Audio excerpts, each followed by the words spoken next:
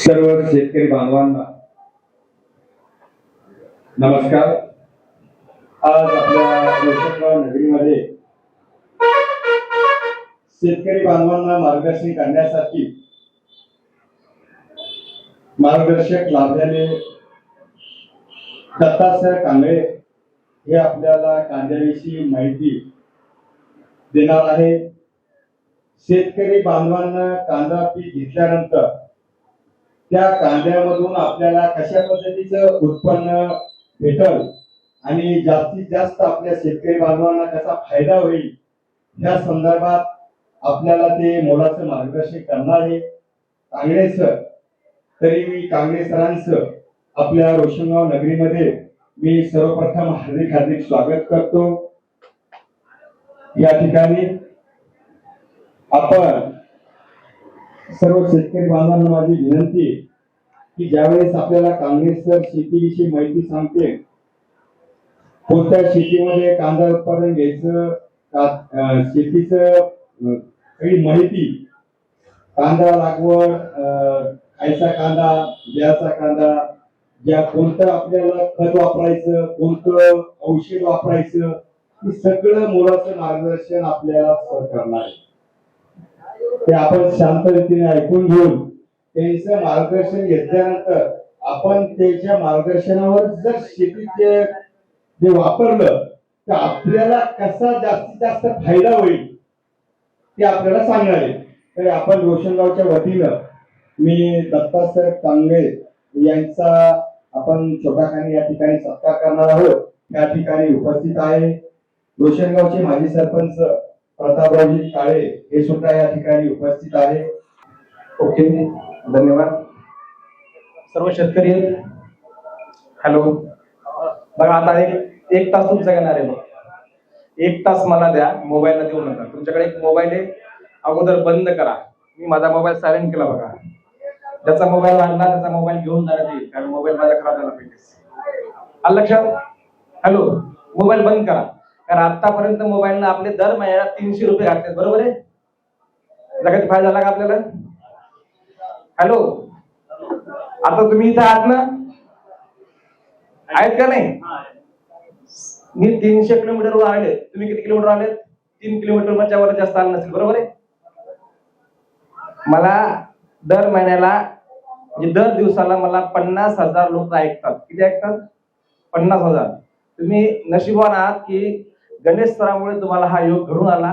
त्यामुळे मी एकदा गणेश सरांचं जोरदार टाळ्या वाजवून आपण स्वागत करूया, कारण गावासाठी काहीतरी करणारे लोक खूप कमी असतात। कारण हे जवळपास माझी तारीख येण्यासाठी 6 महिन्यापासून मागे आहेत आणि योगायोगाने आपण त्यांना यस म्हटलं गेलो होतो म्हणून आलो। नाहीतर माझा कार्यक्रम कमीत कमी 200-300 लोकांमध्ये असते आणि त्याची फीस असते 500 रुपये। तुमच्याकडून किती फीस घेतली यांनी? हॅलो, मी यांना म्हणलो होतो 500 रुपये फीस लावा, तुम्हाला हॉलमध्ये बसा जागा राहणार नाही म्हणलो होतो ना। पण हे काय म्हणले, सर नाही, माझे शेतकरी आहेत, माझ्या दुकानावर येतात, मला त्याच्याकडून फीस घ्यायची नाही। नाहीतर 500 रुपये फीस असते तर हॉल पॅक असता, बरोबर आहे? हा परिणाम आहे पैसे न घेण्याचा, कारण फुकटात मिळणारं नॉलेज किंवा ज्ञान याचं काही महत्व नसतं। तुम्हाला एखादी वस्तू सहज फुकटात मिळाली, तुम्हाला काय वाटतं, काय महत्व आहे? पण ती जर पैसे देऊन दिली की जबू जबूट होतं खिशामध्ये, आहे ना? तसं झालंय, काय हरकत नाही। तरी पण तुम्हाला फुकटामध्ये सुद्धा चांगलं नॉलेज देऊन जाईल, कारण मी एक कुठल्याही कंपनीचा मालक नाहीये, कुठल्याही कंपनीचा एम्प्लॉय नाहीये। त्यामुळे तुम्ही डोक्यात आणूच नका की कुठल्या तरी कंपनीचा हा प्रोग्राम आहे। हा फक्त शेतकऱ्याला काय वापरायचं, क्वालिटी काय असते, कोणत्या प्रोडक्ट, समजा ट्रायकोडर्मा आहे, सगळे ट्रायकोडर्मा देतात, पण ट्रायकोडर्माची क्वालिटी कशी ओळखायची तुम्हाला गरजेचं आहे की नाही? तर दुकानदार आपल्याला फसवण्यात बसलेत। मी दुकानदाराच्या विरुद्ध बोलणार आहे, लक्षात घ्या, दुकानदार जरी असले तरी, कारण जोपर्यंत दुकानदार सुधारणार नाही तोपर्यंत शेतकरी सुधारणार नाही, लक्षात घ्या। आपल्याला बघा, पैसे कमवायसाठी पहिले प्रत्येक जण आहे, पण पैसे कमवताना सुद्धा तुम्हाला कुठेतरी एथिक्स, प्रामाणिकपणा असला पाहिजे। दुकानदार असो, कंपनीवाला असो किंवा एखादा मार्केटिंग करणारा असो, बरोबर आहे? कारण खूप कष्टाचा पैसा आहे आपला। 200 रुपये कमवायला दिवस घालावा लागते आपल्याला, आणि हे 200 रुपये 2 मिनिटात कमवायलेत, बरोबर आहे? त्यामुळे तुम्हाला सुज्ञ करण्यासाठी हा प्रोग्राम आहे। पण तरी लोक उठून चाललेत. काय फायदा आहे का? मग म्हणतात शेतकरी बोंबलायला काय आम्हाला शेती परवडत नाही. कशा परवडेल शेती? परवडेल का? तुम्हाला माहितच नाही शेतामध्ये काय टाकायचंय, माहित आहे का? नाही, गेले पळून. मग कसा कांदा 7 क्विंटल निघायला? निघणारच नाही. मी स्पष्ट बोलतो, राग आला तर मला काढून द्या इथून.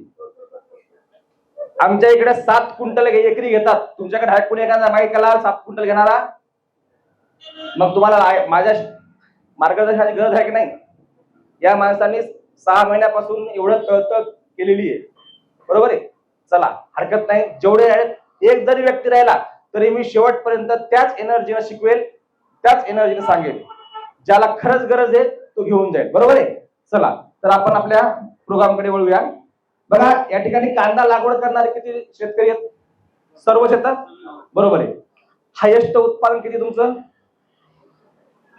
3 क्विंटलच्या वर नाही जात. 3 क्विंटल, बरोबर आहे. हायेस्ट उत्पादन 3 क्विंटल. मला सांगा, खर्च किती आहे तुमचा? टोटल खर्च किती आहे? 70,000. करेक्ट. 70,000 रुपये देऊन जर तुम्हाला 3 क्विंटल उत्पादन निघत असेल 1.5 लाखाचं, तर तुम्ही तोट्यामध्ये येत, बरोबर आहे. आमच्या इकडं 3 क्विंटल म्हणजे आम्ही म्हणतो हा प्लॉट फेल गेला, बरोबर आहे. तुमच्या इकडे 3 क्विंटल म्हणजे सक्सेस झाला. म्हणजे मला वाटतं 2 क्विंटल वाढले आणि 1.5 क्विंटल वाढले, भरपूर लोक आहेत असंच ना, बरोबर आहे. बघा, 1.5-2 क्विंटल हे काय उत्पादन नाही. आपल्याला शेतीतून पैसे कमवायचे. शेतीवर जगण्यासाठी शेतीत काही नाही केलं तरी जगू शकतो आपण, बरोबर आहे. 10-10, 5-5 एकर जमीन आहेत आपल्याला. पण शेतीतून जर पैसा कमवायचा असेल तर तुम्हाला नियोजन करणं लय गरजेचं आहे. आता आमच्या इकडे काय आम्ही काय वेगळं काय टाकतो का? नाही, आम्ही तेच टाकतो जे तुम्ही टाकता. फक्त आम्ही क्वालिटीचं टाकतो आणि वेळेवर टाकतो. 2 गोष्टी, क्वालिटी आणि वेळ. ह्या 2 गोष्टी जर तुम्ही साध्य केल्यात तर कुठलंही उत्पादन हायेस्ट येते. डबल कुठलं पीक आहे तुमच्याकडे? कापूस किती आहे? कापूस हायेस्ट किती आहे? 7 क्विंटल. आम्ही 32 क्विंटल हायेस्ट काढतो. आमच्या युट्यूब चॅनलला बऱ्याचशा मुलाखती आहेत ज्यांनी 30 क्विंटल काढलं, कोणी 25 क्विंटल काढलं, बरोबर आहे. दुसरा काय? कापूस. नंतर दुसरं कोणतं पीक आहे तुमचं? हळद वगैरे आहे का? हळद नाही. गहू आहे. किती निघतो गहू? 10 क्विंटल. आमच्याकडे 20 क्विंटल निघतो, बरोबर आहे. चला, हरकत नाही. तसं पाहिलं तर तुम्ही खूप चांगल्या परिसरामध्ये येत. तुमची जी माती आहे ना, खरंच खूप चांगली. आता आम्ही 3 किलोमीटर अंतरावर जेवण केलं तरी माती बघितली, एकदम काळीची माती आहे. इकडे बघितलं तरी काळीची माती आहे. माती चांगली आहे म्हणून तुम्ही आळशी आहेत. आमच्या इकडे माती किती असते माहिती का? 4 बोटं 8 बोटं. आमचा जो वाशिम जिल्हा आहे मागासलेला जिल्हा आहे पूर्ण, बरोबर आहे. जर सर्वात मागासलेला जिल्हा म्हणला तर 2च जिल्हे येतात, वाशिम आणि कोणता माहित नाही, जाऊ द्या. वाशिम जिल्हा आपला मागासलेला आहे आणि जालन्याचा काही भाग, बीड जालन्याचा अर्धा भाग तुझा मागासलेला आहे, बरोबर आहे. तर तुम्ही एक चांगल्या सुपीक जमिनीमध्ये आहात, म्हणजे ही तुमच्यासाठी जमेची बाजू आहे. पण यामध्ये जर तुम्हाला पाहिलं तर या जमिनीमध्ये, तुमच्या जमिनीमध्ये कांदा ते 7 क्विंटल बियाणं निघते, बरोबर आहे. चला, तुम्ही कांदा लागवड केल्यानंतर कशी लागवड करता तुम्ही? म्हणजे अंतर किती असते? 4 फुटाचं, बरोबर आहे. कांदा कोण्या कंपनीचा घेता? वेगवेगळ्या, जे आपल्याला आले ते. बरं, सध्या भाव काय चालू आहे कांद्याच्या बीजाचा? अग्रीमेंट केलं तुम्ही सगळ्यांनी? नाही, अग्रीमेंट. 5,000. हा, बियाचं ओके. 50,000 रुपये, 65,000 रुपये असं केलेलं, बरोबर आहे. चला, तर आपण 50 धरूया आणि आपल्याला कमीत कमी 5 क्विंटल निघल असं आपण नियोजन करूया. आपल्या 7 क्विंटल नको, कारण 7 क्विंटल सगळे नसतात. कारण 100रातले 4-5 लोक असतात, ते बी एखाद्या वेळेस चालून जाते. पण 5.5-6 क्विंटल आमच्याकडे सर्रास कार्यक्रम आहे, बरोबर आहे. आपण 5 क्विंटल उत्पादन घ्यायचंय 2.5 लाखाचं आणि खर्च किती करायचा? याने 70 सांगितला, आपण 35 मध्येच आटपायचं, मान्य आहे. आणि 5 क्विंटलच्या वर जर नाही निघला तर जेवढा भाव असेल तेवढा मी देतो वापस. फक्त आम्ही सांगेल त्या पद्धतीने करायचं. आता हा व्हिडिओ सुद्धा रेकॉर्डिंग होणार आहे, हा व्हिडिओ माझ्या युट्यूब चॅनलला येईल. याच्यावर मी सांगतो की जर आमच्या पद्धतीनं जर तुम्ही नियोजन केलं तर 5 क्विंटल पेक्षा जर कमी झाला तर जिम्मेदार मी, बरोबर आहे. फक्त मी सांगतो त्या पद्धतीनं त्याच दिवशी तोच प्रोडक्ट गेला पाहिजे जो मी सांगेल. नाहीतर मग मी नाही सर आमच्या दुकानदाराने हे सांगितलं, आमच्या याने हे सांगितलं, नाही जमणार. मी पहिलेच सांगतो, आता आमच्या हळदीमध्ये आम्ही 45 क्विंटल एकरी उत्पादन घेतो वाळून. पण जेवढे बी शेतकरी त्यांना स्ट्रिक्ट वॉर्निंग असते, मला विचारल्याशिवाय शेतात काही टाकायचं नाही, शेत तुझं नाही माझं आहे. आणि जर काही झालं तर जिम्मेदार सुद्धा मीच आहे. उत्पादन काढण्याची हमी मीच घेतोय आणि पूर्ण खर्च लावून उत्पादन नाही निघलं तर भरपाई करून देण्याची सुद्धा हमी मीच घेतो. आणि असं आतापर्यंत तुम्हाला कोणी भेटलंही नसेल. कंपनीवाले येतात, गप्पा मारतात, ये वापरा ते वापरा, ये यूज करो, बस संपला विषय. पण मी तसल्यातला नाही. मी बाप दाखवण्याचं श्राद्ध कर, हे दोन गोष्टी आपल्याकडे आहेत. असं आहे, त्यामुळेच हा माणूस सुद्धा मागे लागला. इथून पुढे तुम्हाला कळेल की नेमकं आपण कोणाकडे आलेले आहे. बरोबर आहे. चला ओके, तर येऊया आपण कांदा बीज लागवड. हा खूप महत्वाचा विषय आहे. आता माझा थोडक्यात परिचय देतो. माझं नाव दत्ता कंकाळ. बाय प्रोफेशन मी एक टीचर आहे आणि ऍग्री क्षेत्रामध्ये आवड असल्यामुळं आज फुल टाइम जॉब सोडून हा जो छंद आहे तो जोपासत आहे. बघा, सर्वात पहिले मी एक शेतकरी आहे म्हणूनच तुमच्या पुढे उभा आहे. एम्प्लॉय असतो तर मग वेगळा कार्यक्रम असता, फोटो काढले असते, साहेबांना म्हणत जाऊ द्या ना, काय टेन्शन घेता, एक फोटो द्या आम्हाला, बस संपला विषय. घेणारे घेतातच, आहे का नाही. पण मी यांना ह्या सगळ्या गोष्टी करायला लावल्या. म्हणलं काय, व्यवस्थित ऐकायला. जेवढे 10 लोक आले तर बस आपल्याला चालतात, पण व्यवस्थित त्याला समजलं पाहिजे. चला, मी एक युट्यूबर आहे. माझी जी युट्यूबची फॅमिली आहे 1,21,000 पर्यंत माझे सबस्क्रायबर आहेत. म्हणजे सिल्वर बटन असते ज्यामध्ये ते मी अचीव्ह केलेले आहे. आता दत्ता कंकाळ मार्केटिंग हे माझ्या युट्यूब चॅनलचं नाव आहे आणि जवळपास व्ह्यूअर्स 30 कोटी लोकांनी आतापर्यंत माझ्या चॅनलला भेट दिलेली आहे. चला, कांदा बीज लागवड. आता बघा, हे जे बीज आहे सगळ्यात महत्वाचं आहे लागवडीचा हंगाम. 20 ऑक्टोबर ते 20 नोव्हेंबर या कालावधीमध्ये कुणाकुणाची कांदा लागवड झालेली आहे? सगळ्यात झाला. या तारखेच्या आत लागवड झाली का? नाही. बरोबर आहे. आता ज्यांची लागवड नाही झाली ती का नाही झाली मी सांगतो तुमच्या अगोदर. बरोबर आहे.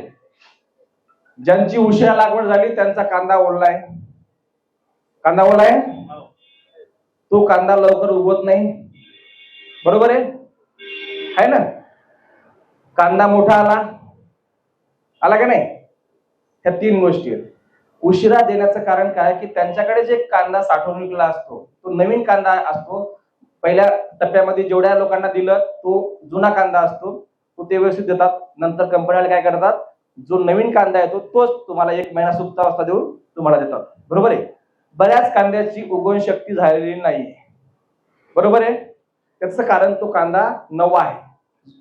आता याच्यानंतर जेव्हा तुम्ही अग्रीमेंट करता तेव्हा त्यांना सांगायचं की बाबा रे, मला कांदा लागेल बारीक. किती ग्रामचा लागेल ते मी तुम्हाला सांगणार आहे. कारण तुम्ही का बोलत नाही, तुम्हाला माहितच नाही मला कांदा किती ग्रामचा लागतो, कसा लागतो, सुप्त अवस्था काय आहे हे माहितच नाही, म्हणून तुम्ही बोलत नाहीत. म्हणून तुम्हाला सांगतो की तुम्हाला गरज आहे शिकण्याची. बरोबर आहे. तुमच्या गावात कांदा उत्पादक शेतकरी किती येतं? कांदा उत्पादक शेतकरी किती आहेत तुमच्या गावात ज्यांनी कांदा लागवड केला? 5-50 आहेत का नाही? आता इथे 25 लोक आहेत, म्हणजे 50% लोक काय आहेत त्याला माहिती आहे आम्हाला सगळं, हमें सब पता है का नाही. आम्हाला काय, आम्हाला सगळं. आता एकदा येऊन यांच्याकडे गेला, मला माहिती आहे मला कांदा का लावायचं. मग काऊन नाही 7 क्विंटल निघला त्यांचा? माहित होतं. तुमची शेती अशी आहे, तुम्ही फेकून द्या कांदे आणि एकदा फक्त त्याला बुजून टाका, नंतर येऊच नका, तरी 3 क्विंटल तुम्हाला कांदा होते. मग तुमच्यात काय, तुम्ही करायला काय? काहीच नाही. शेती खूप चांगली आहे तुमची. म्हणजे मुझे सब पता है यापेक्षा काय शिकता येईल. बघा, आज तज्ञ लोक होऊन गेले, ते शिकत राहिले आयुष्यभर, पण ते कधी म्हणले नाही की मला सगळं माहिती. मग आपण कशाला म्हणायचं? आपल्याला शेतीतलं काहीच माहित नाही तरी आपण शेती करतो का? कारण बापाची शेती आहे म्हणून करायची आणि दुसरा करता येत नाही म्हणून शेती करायची, है का नाही. तर आपल्याला तसं करायचं नाही. शिकून केल्यानंतर खूप फरक पडतो, हे मला तुम्हाला सांगायचंय.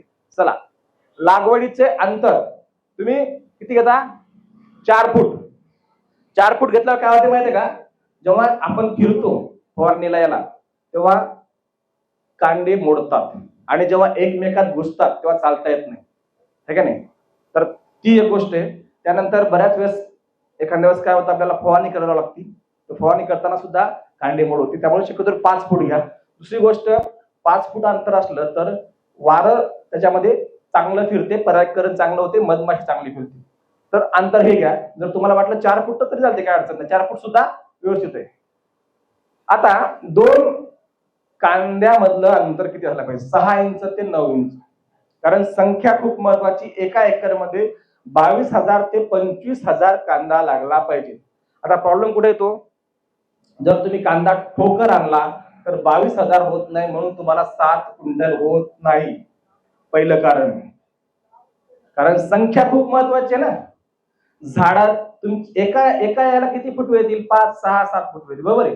त्यातले 4-5च कांदे पकतात, त्यातले बी 25% पकत, एखाद्या 50% पकत. चांगली मधमाशी असेल तर 100% पकत. मग आपल्याला हे झाडांची संख्या व्यवस्थित असणं गरजेचं आहे, बरोबर आहे. चला, त्यानंतर लागवडीचं अंतर झालं. चला, आता एक दुसरं काम करायचं, सगळ्यात महत्वाचं काम आहे. लक्ष देऊन ऐका, जे कोणीच करत नाही. म्हणून तुमचा कांदा किती आहे? 3 क्विंटल. आपल्याला जायचंय 5 क्विंटलवर. सगळ्यात पहिले कांद्यामध्ये जर तुम्हाला हायेस्ट उत्पादन घ्यायचं असेल तर मधमाशी आकर्षित करणं गरजेचं आहे. मधमाशी तुमच्याकडे येणं गरजेचं आहे. आता मधमाशी कधी येते? जर तुमच्या शेतामध्ये पिवळे फुलं असतील तर. कांदा पांढरे फुलं आहेत, आकर्षित होईल का? नाही. म्हणून कांद्याला मधमाशी मधमाशी मधमाशी. आपल्या हरभऱ्याला मधमाशी मिळायचं काम नाही, लगेच आकर्षित होतात. दुसरे वेगवेगळे फुले, त्याला मधमाशीची गरज आहे का? नाही. तुरीच्या फुलाला कधी मधमाशीची गरज पडली का? नाही, कारण ते पिवळे, लगेच त्याकडे आकर्षित होते. मधमाशीला पिवळा कलर आवडतो, म्हणून ते आपल्याला पिवळ्या कलर येणारे फुलं लावायचे. त्यामध्ये पहिला आहे मोहरी. 100 झाडं मोहरीचे लावून टाका. त्यानंतर झेंडू, त्यानंतर गलांडा, हे पिवळं फुल असते है ना गलंड्याचं. तर हे कसे लावायचे बघा, या ठिकाणी हे 10 फुटावर एक झाड लावायचं. झेंडू असो, मोहरी असो, गलंडा असो, कराळ माहितीये, कराळ ते पण लावायचं. आणि जर शक्य असेल तर कराळाचं साईडनं पूर्ण राऊंड करायचं. त्याचे फायदे काय आहेत बघा. मधमाशी जेवढी तुमच्या प्लॉटवर येईल, आता बघा झेंडू, मोहरी आणि गलंडा या फुलामध्ये मध कमी आहे, कलर चकाकी. मध का कमी? हे सगळे संकरित आहेत. फक्त मोहरी कमी लावायची, जास्त मोहरी लावायची नाही. कराळ सुद्धा जास्त लावायचं नाही. जास्त काय लावायचं? झेंडू आणि हे गलंडा. 2 महिन्यानंतर हे सर्व तुमच्या प्लॉटवर मधमाशी आकर्षित करते. एक मधमाशी जर आली तर ती 100 गोंडे तयार करते बघा एका वेळेस. किती? 100 गोंडे. कारण तिला मध गोळा करायचा, म्हणून ती या फुलावरून त्या फुलावर, त्या फुलावरून त्या फुलावर जात राहते. आणि तिच्या पायाला पराग चिटकतात आणि ते पराग दुसऱ्या फुलावर गेले की नर आणि मादी पराग मिलन होते आणि तुमचा कांदा बीज तयार होते. आपण म्हणतो ना, कांदा फोस निघला आमचा. खूप कांदा, चांगले गोंडे दिसले हो, हातात मावत नव्हते, पण ते भरलेच नाही. त्याचं कारण की त्याचं परागीकरण व्यवस्थित झालं नाही. दुसरी गोष्ट, परागीकरण व्यवस्थित होण्यासाठी त्या काळामध्ये अन्नद्रव्याचा पुरवठा, म्हणजे आपण जे वॉटर सोल्युबल खतं असतील किंवा आपण टाकलेली खतं असतील, ही 100% पिकाला उपलब्ध झाली पाहिजे. यामध्ये मायक्रोन्यूट्रनचा रोल सगळ्यात महत्वाचा आहे. कॅल्शियम आणि बोरॉनचा रोल सुद्धा खूप महत्वाचा आहे. तो त्या अवस्थेमध्ये दिला गेला पाहिजे. नाहीतर दुकानदारांनी दिलं म्हणून आज टाकलं असं आपलं व्हायला, म्हणून आपली शेती तोट्यात आहे, बरोबर आहे. योग्य वेळी योग्य प्रोडक्ट शेतामध्ये जाणं म्हणजे उत्पादन वाढणं होय, बरोबर आहे. चला, आता कांदा बीज निवड कशी करायची बघा. कोंब आलेला कांदा घ्यायचा नाही. कोंब आलेला कांदा घेतला की पहिला जो मुख्य कोंब असतो तो छाटावा लागतो. म्हणजे त्याला त्याला काय म्हणू आपण, फुटवे तेवढेच येतात, मेन फुटवा येत नाही. त्यामुळे कोंब आलेला कांदा नको. दुसरा, जोड कांदा घ्यायचा नाही. तिसरी गोष्ट आहे की बुरशीजन्य कांदा घ्यायचा नाही. आणि सगळ्यात महत्वाची, जेव्हा कांदा कापला त्या कांद्यामध्ये फक्त एकच गोल चक्र असलं पाहिजे. हे सगळ्यात चांगलं बियाण्यासाठी कांदा आहे. आता बऱ्याच वेळेस काय होतं, कांदा कापल्यावर त्यामध्ये दोन भाग असतात. तो कांदा सुद्धा आपल्याला घ्यायचा नाही, बाजूला काढायचा आहे, बरोबर आहे. पण आपण काढत नाही आणि मग त्यामुळे जागा आटती आणि त्याला एकच इकडला किंवा इकडला एकच फुटतो आणि तो कमकुवत असतो आणि त्याला 2 किंवा 3 फुटव्याच्या वर येत नाही. संख्या तेवढीच असते पण उत्पादन होत नाही. म्हणून आता आमच्याकडे काय होते, आम्ही सरळ बाहेर फेकावं होतं. आणि ही आता तुम्ही माझा कांद्याचा व्हिडिओ जवळपास 20 ऑक्टोबरच्या अगोदरच पडलेला आहे. त्यामध्ये हे सगळ्या गोष्टी सांगितल्यात मी. जवळपास 20,000 लोकांनी तो व्हिडिओ पाहिला पण आहे. ते बरोबर करतात. तुम्हाला माहित नाही म्हणून तुम्ही काय आहे, बस आम्हाला प्रोडक्ट द्या. कांदे व्हायला म्हणतो आम्हाला कांदा द्या, खत व्हायला म्हणतो आम्हाला खत द्या, द्या टाकू. काय व्हायलं, कसं व्हायलं, चुका छोट्या छोट्या आहेत. काय तुम्ही मोठ्या नाही, तुम्ही कांदाच लावला पण 2 याचा लावला, कांदा लावला, प्रॉब्लेम येणारच. सिंगल कांदा असला पाहिजे. त्यानंतर बुरशी असलेला कांदा तुम्ही टप्पर काढून लावता, बरोबर आहे, पण ते मधात गेलेली असते. चला, आता कांद्याचं वजन हे खूप महत्वाचा विषय, कारण आपल्याला संख्या मेंटेन करायची. किती संख्या असली पाहिजेत, एका एकर मध्ये किती संख्या असली पाहिजेत, 22,000. करेक्ट, लक्ष राहू द्या, कारण संख्या तुम्हाला उत्पादन देणार आहे. कांदे उत्पादन देणार नाहीत. 2 किलोचा एकच कांदा लावला म्हणजे त्याला 2 किलो येणार नाहीत किंवा 50 फुटवे येणार नाहीत, त्याला येतील 6 फुटवे, बरोबर आहे. तर वजन हे 60 ते 90 ग्रामच्या वर वजन नको. म्हणजे किती, हे बघा कांदे कधी झाले तुमचे, असे कांदे पाहिजेत. खूप मोठा खूप छोटा नको, मीडियम आपल्या हातात बसेल छोटासा, म्हणजे गुलाबजामुन थोडा मोठा आहे का नाही, एवढा असला पाहिजे अंड्याच्या आकाराचा. ओके. आता यावर्षी तुम्ही तर आता काय करू शकणार नाही, कारण तुम्ही आणून टाकलेले. त्याला आपल्याला कसं डेव्हलप करायचं ते, मोबाईल खरंच बंद करा, कारण मोबाईल म्हणलं की डिस्टर्ब होते. आणि काहीच नाही, घरचा फोन येईल, बायकोचा येईल, नाही तर मित्राचा येईल, कारण संध्याकाळ झालीच नाही आपली, आहे का नाही. तिकडला फोन यायला नाही ना. ओके, चला. तर एका एकर मध्ये 10 ते 12 क्विंटलच कांदा लागला पाहिजे. बऱ्याच जणांचा कांदा मोठा असल्यामुळे 15 क्विंटल कांदा लागायला, बरोबर आहे. जर 15 क्विंटल कांदा लागत असेल तर समजा तुमचं वजन चुकलं. लक्षात, पहिली गोष्ट लक्षात ठेवायची की वजन चुकलं की संख्या बदलते, संख्या बदलली की उत्पादन बदलते. तुम्ही काही बी टाका, कोणत्याही कंपनीचा एखादा एम्प्लॉय आला तो म्हणला मी 5 क्विंटल काढून देतो, मी जरी म्हटलो तरी मी देऊ शकत नाही, जर तुमचं संख्या चुकली तर, बरोबर आहे. ओके. त्यानंतर कांदा बीज एकरी उत्पादन बघा, 1 एकर मध्ये 22,000 रोपे असणं कंपल्सरी आहे. एक रोप हे 3 ते 9 फुटवे देऊ शकतं. किती, कमीत कमी 3 फुटवे आणि जास्तीत जास्त 9 फुटवे. आता बघा, 1 फुटवा 5 ग्राम वजन देते, बरोबर आहे. अवरेज 6 फुटवे घ्या, एक रोप 30 ग्राम वजन देते, तर एकरी 6.5 क्विंटल उत्पादन आरामशीर होते. जर आपल्याला 6 फुटवे असतील तर, मग तिकडं अवरेज 3 असो का 9 असो, अवरेज 6च येते. म्हणजे आपण काय अशा सहज गप्पा करत नाही, सगळ्या गोष्टीचं प्रमाण सहित असते. एखाद्या कांद्याला 9 येतील फुटवे, एखाद्याला 3 येतील, एखाद्याला 4 येतील, एखाद्याला 5 येतील, पण अवरेज आपलं 6च येते, बरोबर आहे. मग 6 फुटवे असले की 6 क्विंटल उत्पादन होते, हे डोक्यात ठेवा. लक्षात, चला पळून द्यायची.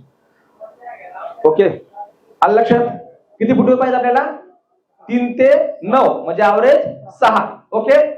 आता जर तुमच्या कांद्याला तेवढे फुटवे नसतील तर समजायचं उत्पादन कमी. मग आता फुटव्यासाठी काय करायचं, फुटवा जी अवस्था असते त्या अवस्थेमध्ये आपल्याला हार्मोनची फवारणी करायची आहे. त्यामध्ये फुटवा फोडणारे हार्मोन सायटोकायनिन, ऑक्झिन आणि जीए. त्यामध्ये आम्ही जीए हे उगवण शक्तीलाच वापरतो आणि पहिल्या आणि दुसऱ्या फवारणीमध्ये आम्ही हार्मोनचा वापर करतो. तुम्हाला शेड्यूल मध्ये दिसेलच. चला, आता कांदा बीज बेणे आणि उत्पादन आपण बघितलेलं आहे. ओके. हा, आता सगळ्यात पहिले माती उपचार. कारण माती आपली चांगली आहे का, तुमची माती चांगली आहे का, काळी बोर आहे म्हणून चांगली नाही. तुमच्या जमिनीमध्ये चालता येत नाही, ढेकळा असे वाटायला जसं गोट्यावर चालायलो आपण, बरोबर आहे. का व्हायला बरं असं, तुम्हाला सोयाबीन लावता ना तुम्ही, सोयाबीनचा उतार सध्या किती आहे? 10 पर्यंत हायेस्ट, बरोबर आहे. पण सगळ्यांना 10 येतो का? याच्या अगोदर म्हणजे 5 वर्षापूर्वी सोयाबीनचा उतार किती होता? 12-15 पण होता का नाही? मला तरी वाटतं तुमच्या जमिनीमध्ये 12 सहज होता. आता नाही, इथून पुढे कमी कमी होत जाणार आहे, कारण जमिनीमधला जीवाणूचा काउंट म्हणजे बॅक्टेरिया सगळे संपलेत. कशामुळे संपले? तणनाशक आलं की मार, आलं की मार, तण निघलं की तणनाशक मारतात. कशामुळं? बाया सापडत नाहीत, आहे ना? सोपं कारण आहे. आम्हाला सापडतात, तुम्हाला कसं काय सापडत नाहीत? सगळ्या सापडतात, पण नको, आहे का नाही? अर्ध्या घंट्यात जिकडे तिकडे व्हायला ना, कशाला बायाच्या माग लागायचं, निंदारे निंदारे म्हणायचं. त्याच्यामुळे काय व्हायलं, जमिनीमधला मायक्रोरायझा संपायला, ट्रायकोडर्मा संपायला, NPK म्हणजे नत्र स्फुरद विरघळणारे जीवाणू संपायले, आणि ते संपायले म्हणून तुम्ही पोतेच्या पोते ओतायले तरी सुद्धा झाड वाढलं का नाही? मला सांगा, जर तुम्ही माती परीक्षण केलं तर सर्वात जास्त काय असते? स्फुरद. सर्वात जास्त काय आहे? पालाश. तुमच्या जमिनीमध्ये स्फुरद जास्त आहे, पालाश जास्त आहे, मग तुम्ही टाकायले कशाला? सोपा प्रश्न आहे ना. तुम्हाला सांगतो, तुमच्या जमिनीमध्ये 10 वर्ष जरी तुम्ही खत नाही टाकलं तरी खत पुरल एवढं खत पडून आहे, आणि तरी आपण डबल टाकायलो. पोट्यास 200 पेक्षा जास्त दाखवते आपल्या शेतामध्ये, आहे का नाही? तुमच्या भाषेत 200 पोते शेतामध्ये पडलेले आहेत, पण उपयोग नाही. याचं कारण की हा पोटॅश आपण टाकल्यानंतर डायरेक्ट पिकाला लागू होत नाही. त्यासाठी आपण टाकलेला पोटॅश कन्वर्ट करण्यासाठी पोटॅश विरघळणारे जीवाणू पाहिजेत, जे जमिनीमधले संपलेले आहेत, आणि ते संपल्यामुळं आपण टाकलेला पोटॅश जमिनीमध्ये पडून राहतो. जेव्हा तुम्ही 1 बोरी पोटॅशची टाकता, त्यापैकी 20% लागू होतो, 80% पडून राहतो. मग ते जीवाणू असो किंवा नसो, बरोबर आहे. म्हणजे आता आपण किती टाकालो? 50 किलो. 50 किलो टाकालो ना. आता 10, 26, 26 घ्या आपण. याच्यामध्ये 26% पोटॅश आहे, पण त्याचं प्रमाण कसं आहे माहिती आहे का? एका क्विंटल मध्ये 26 आहे. तुम्ही 10, 26, 26 एक पोतं टाकलं, किती राहिला? 13%. 13%तला 20% लागू व्हायला किती टक्के लागू व्हायला पहा मग, है ना? म्हणजे किती? 2.10, म्हणजे 2%च लागू व्हायला ना. मग काय करायला तुम्ही? टाकत राहिले. काय करायले? टाकत राहिले. उपलब्ध व्हायला का नाही? मग पुन्हा विचार पडला, आम्हाला काऊन उत्पादन होईना? याचं कारण काय की आपल्या जमिनीतले जीवाणू संपलेले आहेत, आणि म्हणून आम्ही सर्वात पहिले माती उपचार करतो. त्यामध्ये सर्वात पहिले टाकतो सॉइल इन्हॅन्सर, जे जीवाणू कल्चर आहे. ट्रायकोडर्मा टाकतो, कारण जमिनीतला ट्रायकोडर्मा संपल्यामुळे जमिनीचा पीएच वाढलेला आहे. तुमच्या जमिनीचा जर तुम्ही पीएच काढला तर किती पीएच आहे? मोजला कधी? पीएच कोण मोजला बरं? गरजच नाही म्हणा आम्हाला पीएच मोजायची. काय गरज आपल्या मातीमध्ये काय चाललं, आपल्याला काय घेणं नाही. टाकायचं आणि काढायचं एवढंच माहिती आपल्याला, बरोबर आहे. पण टाकल्यानंतर तेवढं उत्पादन होत नसेल तर तुम्हाला माती चेक करावं लागणार आहे की बाबा काहीतरी आपलं चुकायलं. आपण कष्ट कधी करायलो? त्या कष्टाचा मोबदला मिळाला का नाही? मग कष्टाचा मोबदला मिळत नसेल तर तुम्हाला कुठेतरी बदलणं गरजेचं आहे. तर पीएच चेक करा. पीएच हा 6.5 ते 7.5 पाहिजे. इतका असेल तरच उत्पादन चांगलं होतं. आता पीएच वाढला काऊन? ट्रायकोडर्माचा वापर तुम्ही कमी केला म्हणून पीएच वाढलेला आहे. आता ट्रायकोडर्मा विद्यापीठ बनवतं का नाही? ते तरी वापरता का नाही? 100-200 रुपये किलो ते पण वापरत नाही आपण. का? आपल्याला पाहिजे तिकडं, आहे का नाही? गणेश भाऊकडे. गणेश भाऊ बरोबर आहे ना? थोडस राग येऊ दिला का? पण ही शेतकऱ्याला आज हुशार करणं गरजेचं आहे. यांच्याकडे ट्रायकोडर्मा नाही का? आहे, त्यांच्याकडे बी आहे, बरोबर आहे. तो तरी वापरतो का आपण? नाही. आपल्याला पाहिजे केमिकल, जट मंगनी पटब्या, आहे का नाही? टाकला किती आला पाहिजे, मातीला जोर नाही. ट्रायकोडर्मा मेडिसिन चालते, सुडोमोनास मेडिसिन चालते, फक्त आम्हाला बुरशी मारायची. ते चांगली मारायची, वाईट बी मारायची. कारण बुरशी थोडं माहिती, चांगली बुरशी आहे तिला ठेवून द्या बाजूला, ही वाईट बुरशी आहे. बुरशीनाशक जमिनीमध्ये टाकायचं नाही. कोणतंच बुरशीनाशक जमिनीत टाकायचं नाही. कोणतं टाकायचं? ट्रायकोडर्मा, सुडोमोनास हे तुम्ही टाकू शकता. बाकी टाकायची गरज पडत नाही. आणि ट्रायकोडर्मा आणि सुडोमोनास हे दोन बुरशीनाशक जमिनीत जर असतील तर तुम्हाला कुठलंच बुरशीनाशक वापरायची गरज पडत नाही. आपल्याला वापरायची गरज का पडायली? कारण आपण आपल्या जमिनीतले बुरशीनाशक मारू चांगल्या बुरशी मारून टाकल्यात, म्हणून आपल्याला वाईट बुरशी मारण्यासाठी केमिकलचं बुरशीनाशक टाकावं लागेल, याची गरज पडत नाही. हे सगळे औषध कधी आले हो? आत्ता आले. बरं जाऊ द्या, हे जाऊ द्या. आता हे बाहेर लिंबात झाड आहे, त्या झाडाला कोणा बुरशीनाशक टाकलं का हो? त्याची पानं करपलेत का? त्याच्या मुळाला काही लागलं का? नाही. कोणी तुम्ही फवारणी करता का नाही ना? औषध तुमच्या दुकान केलं नाही तरी पण ते जिवंत आहे, चांगलं आहे. पुन्हा तुमच्या शेतातल्या पिकापेक्षा खूप चांगलं आहे. असं का आहे बरं? कारण त्याच्या मुळांच्या बुडांवर मायक्रोरायझ आहे, जो त्याला अन्न उपलब्ध करून देतो, पाणी उपलब्ध करून देतो. बरोबर आहे. तुमच्या झाडाच्या म्हणजे तुमच्या शेतातल्या झाडाच्या मुळावर मायक्रोरायझ तुम्ही ठेवला नाही. याला सुडोमोनास ट्रायकोडर्मा जमिनीमधला याला बुरशीपासून वाचवतो. तुमच्या कांद्याला वाचवतो का? नाही, कारण ते तुम्ही ठेवलाच नाही. याला ऑटोमॅटिक नत्र स्फुरत पालाश मिळतं, कारण या जमिनीमध्ये बुडामध्ये सगळे जीवाणू जिवंत आहेत. बॅक्टेरियल कॉलनी भरपूर प्रमाणात आहे. म्हणून तुम्हाला आज रोजी काय करावं लागेल? खत वरून टाकावं लागेल. त्याला खत टाकायची गरज नाही, फवारणी टाकायची गरज नाही, काही गरज नाही. लक्षात आलं उदाहरण? तुम्हाला सुद्धा तुमचा शेतीचा खर्च कमी करायचा का जास्त करायचा हे तुम्ही ठरवा. ओके, चला. आता हा मायक्रोरायझा आहे. मायक्रोरायझा काय करतो? मुळाच्या कक्षेबाहेरील अन्न मुळापर्यंत आणून सोडतो. म्हणून आपण हे तिन्ही गोष्टी, ट्रायकोडर्मा बुरशीनाशक आहे आणि सॉइल इनहॅन्सर, यामध्ये 8 प्रकारचे जीवाणू आहेत, ते आपल्याला टाकायचे. जीवाणू का टाकायचे लक्षात आलं? कारण जीवाणू शिवाय शेती नाही. इथून पुढे आणखीन 4 वर्षांनंतर तुम्हाला शेती करण्यासाठी सर्वात पहिले खत टाकायचं काम पडणार नाही. तुम्हाला जीवाणू टाकावं लागतील, तरच ते खत लागू होईल, नाहीतर खत लागू होणार नाही. तुम्ही कुठल्याही कंपनीचे घ्या, ब्रँडेड मधल्या ब्रँड. इथपर्यंत लक्षात आलं तुमच्या? ओके, चला. आता बघा, हे का वापरायचं? उगाच तुम्ही मी आहे वापरा पण वापरायचं नाही. कधी बी लक्षात घ्या, जर एखादा दुकानदार तुम्हाला म्हणत असेल की हे प्रोडक्ट वापरा, तर त्याला एक प्रश्न विचारा, हे का वापरायचं? त्यांना त्या प्रश्नाचं उत्तर दिलं, समाधान वाटलं तरच प्रोडक्ट घ्यायचा, नाही तर दुकानदाराच्या भरोश्यावर प्रोडक्ट घ्यायचा नाही. ओके, आता बघा, यामध्ये 8 प्रकारचे जीवाणू. तुम्हाला सर्वात पहिले काय म्हटलेले की आपल्या जमिनीतले जीवाणू संपलेत. एकूण पहिला जीवाणू आहे रायझोबियम. हा नत्र विरघळणारा जीवाणू आहे. हवेमध्ये 78% नत्र आहे. तुम्हाला युरिया टाकायची गरज का? अमोनियम सल्फेट टाकायची गरज का? है का नाही? 78% हवेमध्ये ऑलरेडी आता आहे.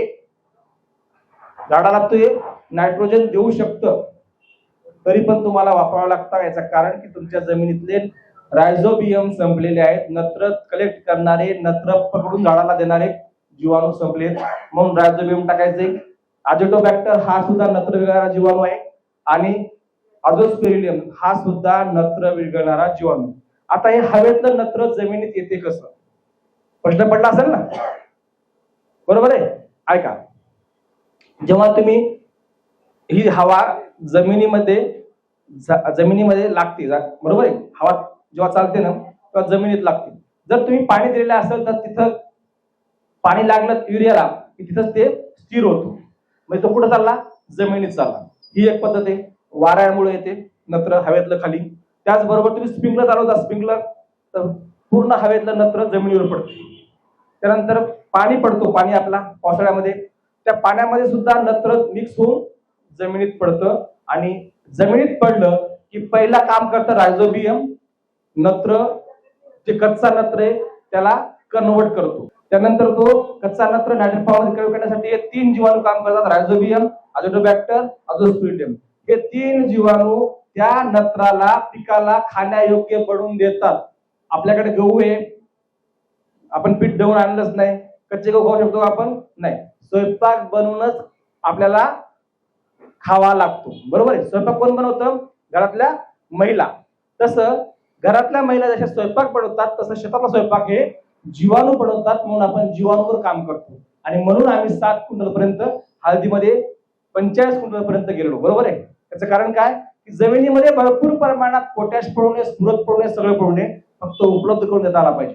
स्फुरद विरघळणारे जीवाणू जे स्फुरद विरघळून देतात, पालाश विरघळणारे जीवाणू, पोटॅश विरघळणारे जीवाणू आणि झिंक विरघळणारे जीवाणू. पोटॅश एकटा काम करत नाही, त्याला झिंक लागतो, म्हणून झिंक विरघळणारे जीवाणू तुम्हाला यामध्ये दिलेले आहेत. त्यानंतर सुडोमोनास हा बुरशीनाशक जीवाणू आहे, ट्रायकोडर्माचा सक्का भाऊ सुडोमोनास, आणि आपण ट्रायकोडर्मा स्पेशल घेतलेला आहे. म्हणजे दोन जीवाणू, बुरशीनाशक जीवाणू जे बुरशी मारणार आहेत ते आपण शेतामध्ये टाकले, बुरशी यायचं काम नाही, कांद्याच्या पाती वाळायचं काम नाही, कांद्याचे शेंडे वाळायचं काम नाही, किंवा कांद्याच्या मुळाला सुद्धा बुरशी लागत नाही. आणि डिकम्पोजर म्हणजे जे तुमच्या शेतामध्ये काडी कचरा वगैरे पडलेला आहे त्याचं खत करण्याचं काम हे डिकम्पोजर करतं. असं 8 प्रकारचे जीवाणू एकत्र असलेले हे सॉइल इन्हॅन्सर नावानं हे प्रोडक्ट आहे, आणि हे प्रोडक्ट आपल्याला माती उपचारामध्ये वापरायचं आहे आणि दर महिन्याला वापरायचं आहे. चला आता पाहूया आपण कांद्याच्या अवस्था. ह्या 5 अवस्था पाहिल्या की आपला कार्यक्रम संपतो. पहिली अवस्था आहे 1 ते 30 दिवस. आता बघा, कुठलंही पीक असेल त्या पिकाचं एकूण वय भागिले 5 म्हणजे ते 1 अवस्था होते, बरोबर आहे. तर आपलं 5 महिन्याचं पीक आहे, एका महिन्यात 1 अवस्था. आणि सगळ्यात महत्वाच्या 2 अवस्था आहेत, पहिली आणि दुसरी. ह्या 2 अवस्थेमध्ये जर आपण 6 फुटवे करू शकलो तर त्या फुटव्याला 100% गोंडा लागणार म्हणजे लागणार, आणि ते गोंडा लागल्यानंतर त्याला भरायचं काम आपण करू, बरोबर आहे. तर चला, पहिली दुसरी अवस्था आहे 30 ते 60, तिसरी अवस्था 60 ते 90, चौथी अवस्था आहे 90 ते 120, आणि सगळ्यात शेवटची 120 ते 150 दिवसाची पूर्ण ही लाईफ सायकल असते याची, कांदा बीज आपण जेव्हा करतो तेव्हा. चला, पहिली आहे, आता याच्यामध्ये आपल्याला फवारणी घ्यायची, बरोबर आहे. आता आपली फवारणी या ठिकाणी आपल्याला दर महिन्याला 2 फवारण्या आणि 2 ड्रिचिंग करायचे, म्हणजे 10 फवारण्या आणि 10 ड्रिचिंग. आता प्रश्न पडेल 10 फवारण्या आणि 10 ड्रिचिंग, इथे एक फवारणी केवढी होते? 4,500ची, 5,500ची आहे ना. मग 5 गुणिले 10 50,000च्या काय ड्रिचिंग आणि 50,000च्या फवारण्या, 1,00,000 रुपये खर्च. कांदा झाला 1 क्विंटल, 50 फुटवाण्याची आहे का नाही.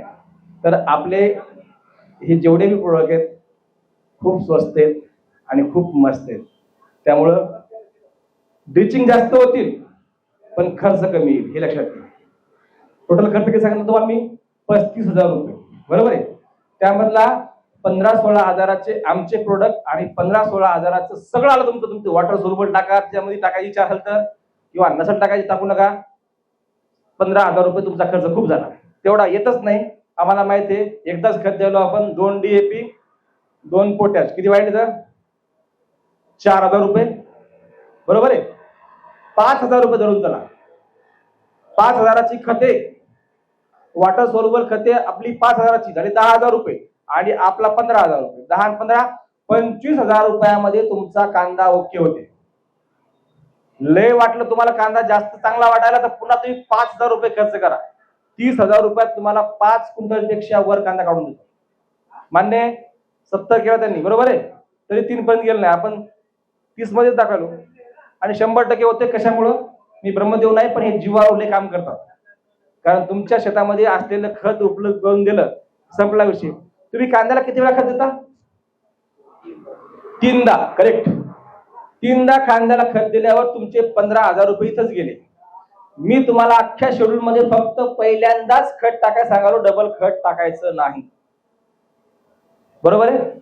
चला, पहिली ड्रिचिंग, दुसरी ड्रिचिंग पाहूया आपण कोणती आहे. पहिली फवारणी 10व्या दिवशी. हे क्रॉप संजीवनी आहे, याच्यामध्ये 12 फळाचा अर्क आहे, 16 प्रकारचे जीवाणू आहेत, हे एकदा मारून टाकायचे, संपला विषय. हे नीम ऑइल आहे.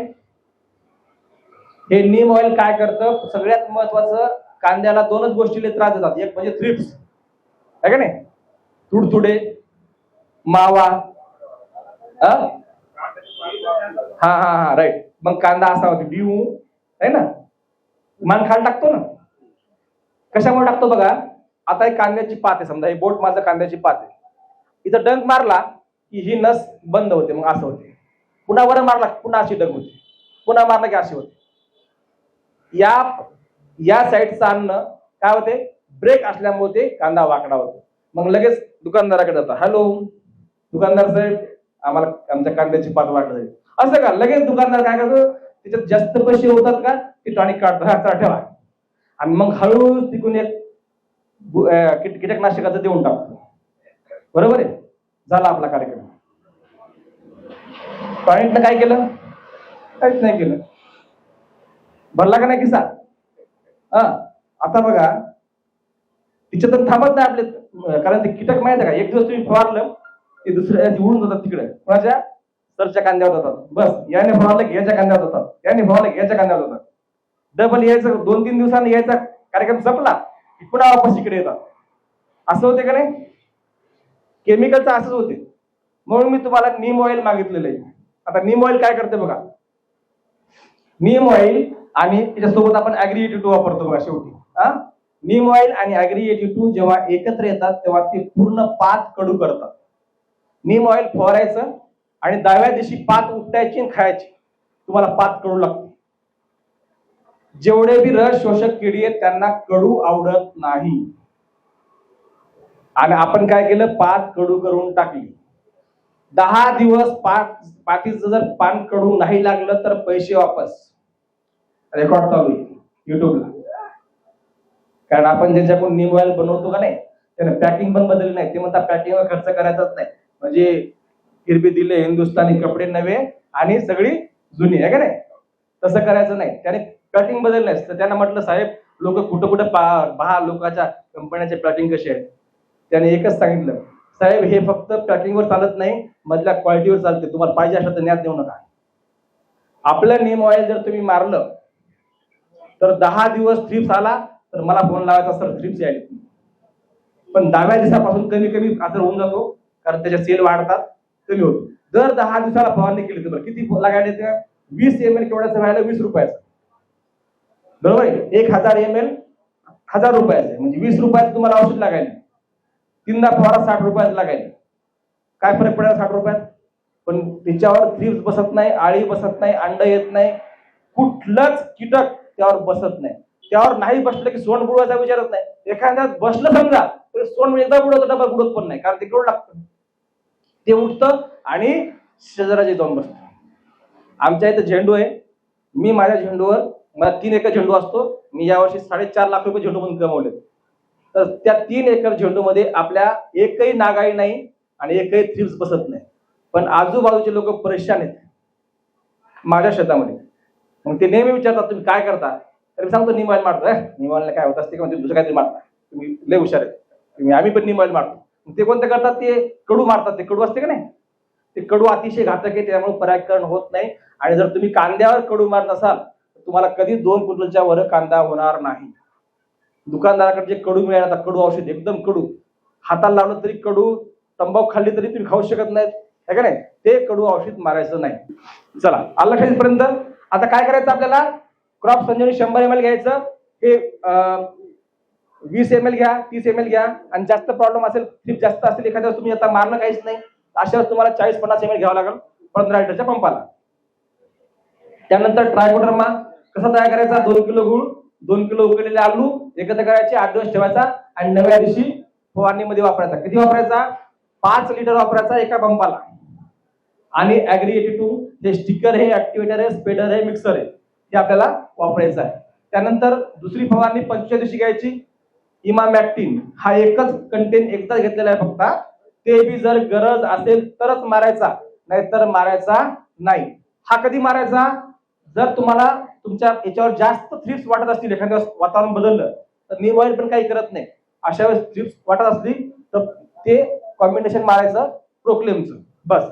सोबत मारायचं जिब्रेलिक ऍसिड. आता जीएचं काम काय आहे, वाढ करणे, बरोबर आहे. आता आपल्याला काय करायचंय, त्याची जास्त वाढ करायची, म्हणजे फुटवेची संख्या वाढवायची आपल्याला, म्हणून जीए मारायचं. 10 हे 10 जो आहे, आता हे स्टिकर आहे, 10 रुपये खर्च याचा. किती आहे? 10 रुपये खर्च. सगळे आपले 10 रुपये 20 रुपयाच्या वर खर्चच नाही. आणि उगा काही बी द्यायचं म्हणून द्यायचं नाही, कारण आपल्याला खर्च कमी उत्पादन जास्त करायचंय. चला यानंतर ड्रिचिंग, पहिली ड्रिचिंग. आता क्रॉप संजीवनी याच्यामध्ये 16 प्रकारचे जीवाणू आहेत आणि 12 फळाचा अर्क आहे. त्यामुळे क्रॉप संजीवनी आपल्याला ही घ्यायची जवळपास एका एकरला 1 लिटर, बरोबर आहे. त्यानंतर निमधन, तुम्हाला जे म्हणलं होतं मी, काय घ्यायचं नाही आपल्याला, निंबोळी पेंट घ्यायचा नाही, त्याच्या ऐवजी हे निमधन वापरायचं, बरोबर आहे. आणि हे निमधन किती वापरायचं, 500 ml एका एकरला. हे 10,000 ppm चं आहे आणि 500 रुपये खर्च आहे फक्त. चला, आणि ही जी बॉटल आहे 400 रुपये लिटर आहे हा. आपल्याकडे सगळे प्रोडक्ट 400-500 रुपयाच्या रेंज मध्ये सगळे. आणि हे अग्री 82 200 ml 200 रुपयाचं. म्हणजे हे 200, हे 500, 700 आणि हे 400. किती रुपये आले? 1100 रुपयाची ड्रिचिंग. बरोबर आहे, 4-5 हजाराची ड्रिचिंग नाही. चला, पण ही ड्रिचिंग केल्यानंतर हाईट लावून तुम्ही कांद्याला एक काळी लावायची, काळी, आणि हाईट लावून हाईट मोजायची. तिसऱ्या दिवशी तुमचं 3 इंच कांदा वाढतो. किती? तिसऱ्या दिवशी. चला, त्यानंतर दुसरी ड्रिचिंग पोटॅशियम ह्युमेट. याच्यामध्ये ह्युमिक, फॉल्विक आणि पोटॅश याचं कॉम्बिनेशन आहे. प्लेन ह्युमिक वापरायचं नाही. चला, प्लॅन्टो जे तुम्हाला म्हटलेलं आहे, ही किट घ्यायची नाही, तर सूक्ष्म अन्नद्रव्य किती घ्यायचं? 500 ml, 350 रुपयात जत्रा. 3000ची किट. खर्च कसा वाटला? 17,000 रुपये झाले, असे झाले. लक्षात घ्या की 3000 रुपये घालायचे, हे 350 रुपयात कार्यक्रम आहे. आलं लक्षात? म्हणजे ज्या, आणि हे एवढं जड आहे, तुम्हाला दाखवतो माझ्या गाडीत. आता हे प्लॅन्टो कंपनी आपली नाही बरं, पण आपण घेतलेले प्रोडक्ट कोणाचे येतं माहिती आहे का? ज्या कंपनीचा जो प्रोडक्ट चांगला आहे आणि स्वस्त आहे ते प्रोडक्ट आपला. बरोबर आहे, म्हणून आपला खर्च कमी, उत्पादन जास्त आहे. तर हे प्लॅन्टो कंपनीचं आहे. आणि हे प्लॅन्टो कंपनीचं जर तुम्ही हातात घेतलं, दगडासारखे एवढं जड, ओरिजिनल सूक्ष्म अन्नद्रव्य. चला, त्यानंतर बायोआन. बायोआन हे बुरशीनाशक आहे, जैविक बुरशीनाशक आहे. जमिनीतली कुठलीच सुडोमोनास मारत नाही आणि ट्रायकोडर्मा सुद्धा मारत नाही. आणि अग्री 82 कंपल्सरी 200 ml 250 ml. चला, आता त्यानंतर दुसरी अवस्था, याच्यामध्ये फवारणी बघू आपण. पहिली कोणती आहे? दुसऱ्या अवस्थेमध्ये दुसरा महिना. दुसऱ्या महिन्यामध्ये घ्यायचं आहे सायटोकायनिन. याचं काम काय? फुटवा फोडणे. आपला प्लॉट किती दिवसाचा आहे? 30 दिवसाचा. 30 दिवसामध्ये आपल्याला फुटव्याची सुरुवात झालेली आहे. 30 ते 65 दिवसापर्यंत आपल्या त्याला 6 फुटवे झाले पाहिजे. म्हणून आपण पहिल्या फवारणीमध्ये काय टाकले? सायटोकायनिन. याचं काम काय? फुटवा फोडणे, सेल डिव्हिजन करणे, एका पेशीच्या 2 पेशी करणे. आणि जेवढे जास्त फुटवे आपल्याला फोडता येतील तेवढे फुटवे पहिल्या फवारणीमध्ये करायचे. बायोआन हे बुरशीनाशक आहे, अग्री 82 स्टिकर आहे. बस झाली आपली फवारणी, झाली स्वस्त आणि मस्त.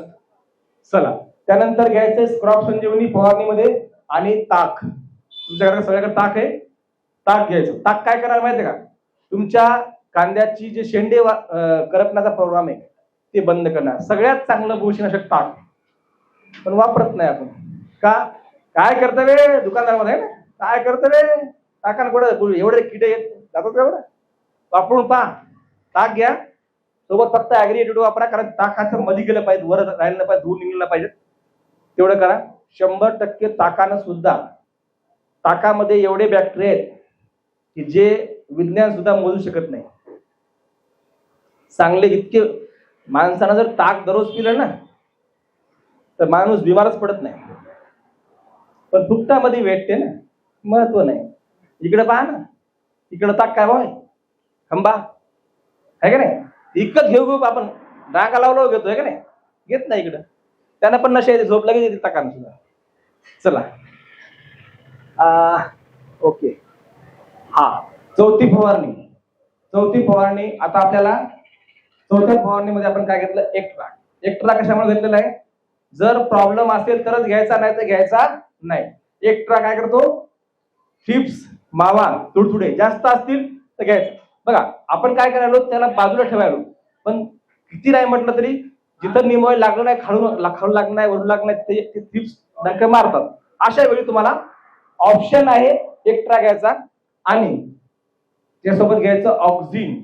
ऑक्सिन का घ्यायचंय? आपल्याला फुटवे फुटलेत, पण ते लांबले पाहिजेत आणि वर शेंड्यापर्यंत जाऊन त्याला गोंडा पकडला पाहिजे.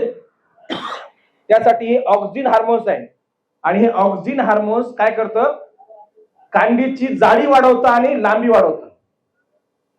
जाडी आणि लांबी वाढली की गोंडा मोठा पडतो. आपल्याला किती ग्राम वजन काढायचंय? 5 ते 6 ग्राम पर्यंत वजन काढायचंय आणि 6 फुटवे पाहिजेत. लांब जेवढा दांडा जाईल तेवढा गोंडा मोठा होतो. इतकुसा असला की इतकंच निघते, निवडसलच निघते, आहे का नाही? तर आपल्याला हे करायचं. त्याच्या ऑक्सिन आणि जीए या दोन्हीचं कॉम्बिनेशन करून आपल्याला काय करायचंय? फवारणी करायची 40व्या दिवशी. त्यानंतर ड्रिचिंग 19, 19, 19 35व्या दिवशी करायची. आपण कधी करतो? कांदा लावला की दुसऱ्या दिवशी त्याला मुळे फुटले नाहीत तुम्ही 19, 19 टाकायले 50% तर मीठ तिच्यामध्ये आहे का नाही. चला 19व्या दिवशी किती टाकायचंय? फक्त 2 किलो. किती? 2 किलो. आपण टाकतो किती? 5, 10 आहे का नाही. उदाहरण असते ना. नंतर कांदा ऐकून देऊ ना तर कोणाची सावकाराची एखादं कर्ज काढून देऊ का नाही. पण टाकताना आपण दाबून टाकायचं आहे का नाही. गरज नाही तुम्ही किती टाका, जेवढं लागलं का तेवढं उचलते ते. मग जास्त टाकायला कशाला. चला त्यानंतर सिलिकॉन. सिलिकॉन माहिती काय आहे? माहितच नाही. प्रोडक्ट आलं नाही इकडे. चला सिलिकॉन काय करतं? सिलिकॉन टाकल्यामुळं मुळ्या वाढतात, अन्न उचललं जातं, हीट निर्मिती होते. खूप सारे त्या सिलिकॉनवर माझा व्हिडिओ आहे, तुम्ही बघून घ्या. चला ऍग्री 82 टाकायचा 200 ml. ही ड्रिचिंग करायची आपल्याला 35व्या दिवशी. चला चौथी ड्रिचिंग घ्या. 50व्या दिवशी आपण एक ड्रिचिंग करूया. 50व्या दिवशी झिंक टाका. जर हे असेल तर 1 किलो टाका. बोरॉन 1 किलो टाका. कारण या अवस्थेमध्ये तुम्हाला शेंड्याला काय काढायचंय? गोंडा काढायचा. बरोबर आहे. जर तुम्हाला गोंडे चांगले काढायचे असतील तर झिंक आणि बोरॉन लागतं, सोबत ऍग्री 82 लागतं. आता काय करायचं माहिती आहे का? ऍग्री 82 तुम्ही 250 वापरायचे का नाही. जर तुम्ही ड्रिचिंगला वापरायचं तुम्ही इथं 200 ml सुद्धा वापरू शकता आणि 150 ml सुद्धा वापरू शकता, काय अडचण नाही. चला तिसरी अवस्था आहे 60 ते 90 दिवसाची. त्यामधली तिसरी फवारणी आपली सायटोकायनिन, बायोन आणि ऑक्झिन आणि ऍग्री 82. इथं पण आपल्याला फुटव्याची वाढवायची लांबी, ते जे बारकाले हे निघतात गुच्छ, त्या गुच्छाची लांबी वाढवण्यासाठी पण बोरॉन आणि झिंक दिलं अगोदर. त्याच्यानंतर त्याची लांबी वाढावी, त्याला पूर्ण गोंडा पकडावा बारक्याला, म्हणजे त्याला आपण त्या बारीक बारीक जे बी बसतं ना ते फुल चांगलं व्हावं. मग हे दोन तुम्हाला पुन्हा वापरायचे आहेत. त्यानंतर नीम ऑइल, ताक आणि ऍग्री 82 हे पुन्हा वापरायचे. बरोबर आहे. कारण उत्तम बुरशीनाशक कोण आहे? ताक आहे. आणि फुकटामध्ये आपल्याला. चला 6वी ड्रिचिंग रूटमॅक्स 126100 आणि कॅल्शियम नायट्रेट.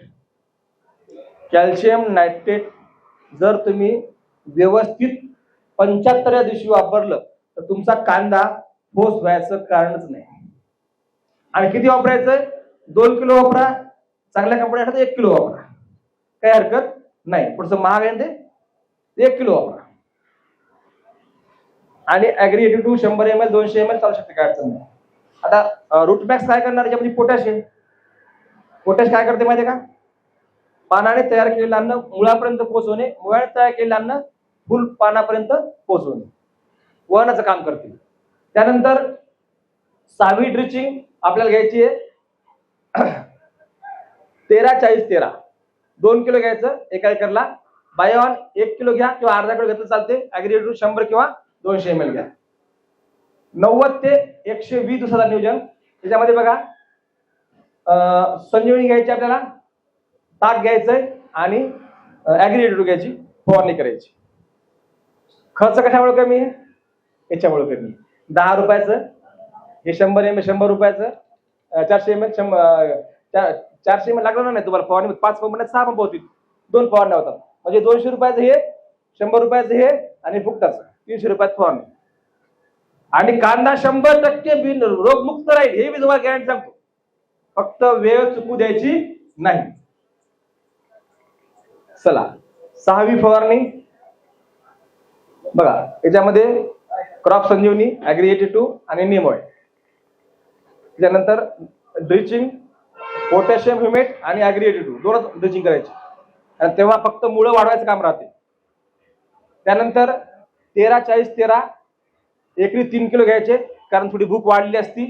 सिलिकॉन हे 100% त्याला जिरवण्याचं काम करतं, माती भुसभुशीत करतं, मातीचा पीएच व्यवस्थित मेंटेन करतं, मातीमध्ये असलेले जीवाणूला हवा खेळती ठेवतं. खूप सारे काम आहेत.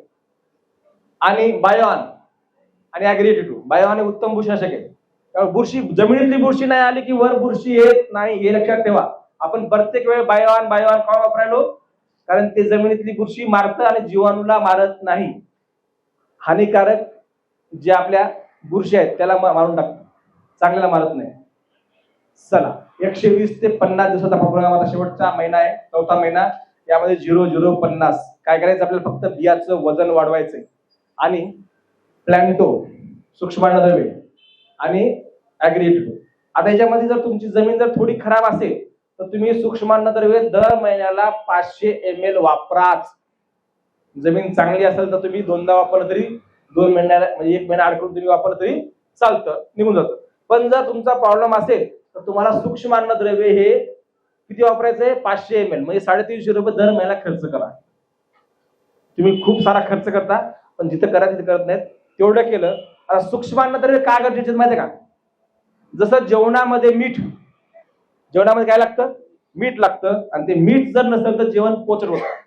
तसं आपल्या शेतामध्ये जर सूक्ष्मान्नद्रव्ये नसतील तर आपलं सगळं फेल आहे, फेल.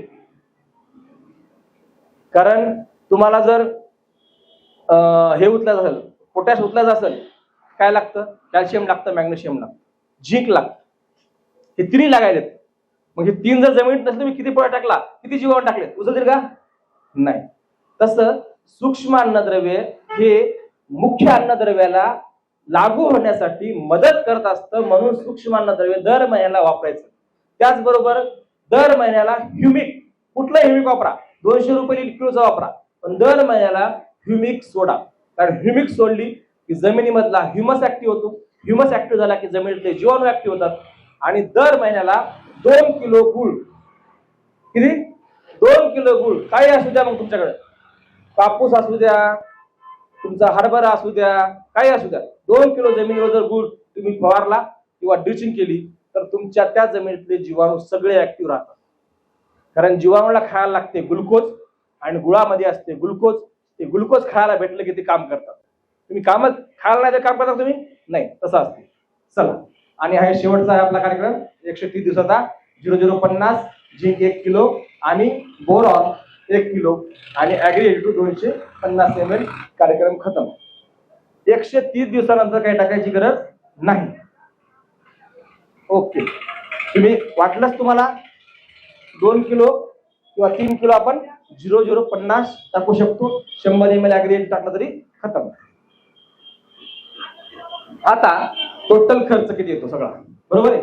आता टोटल खर्च आपला येतो 16,750. त्याच्यामध्ये तुम्हाला सांगतो, हे झिंक आणि हे आपण जर लोकल कंपनीचं घेतलं तर आणखीन कमी मध्ये बसते ते, है का नाही, ते सुद्धा कमी होते. म्हणजे 15,000 रुपये आपला खर्च आहे. आणि जर तुम्हाला पार्सल न घ्यायचा असेल तर 750 रुपये एक्स्ट्रा लागतो. 17,500 रुपये तुम्हाला लागतो. पण तुम्ही नवीन माझ्यावर भरोसा करणार नाहीत, बरोबर आहे. तुमच्यासाठी एक पर्याय आहे, तुम्हाला 65 दिवसाचं नियोजन घ्यायचंय, म्हणजे जवळपास 1 महिना 5 दिवसाचं. हे तुम्हाला जातं बघा 9,100 रुपयामध्ये आणि पार्सल खर्च 500 रुपये येतो. जर तुम्ही आता घेतलं इथं तर तुम्हाला 500 रुपये पार्सल खर्च वाचतो. ऑप्शन दोन्ही तुमच्याकडे आहेत.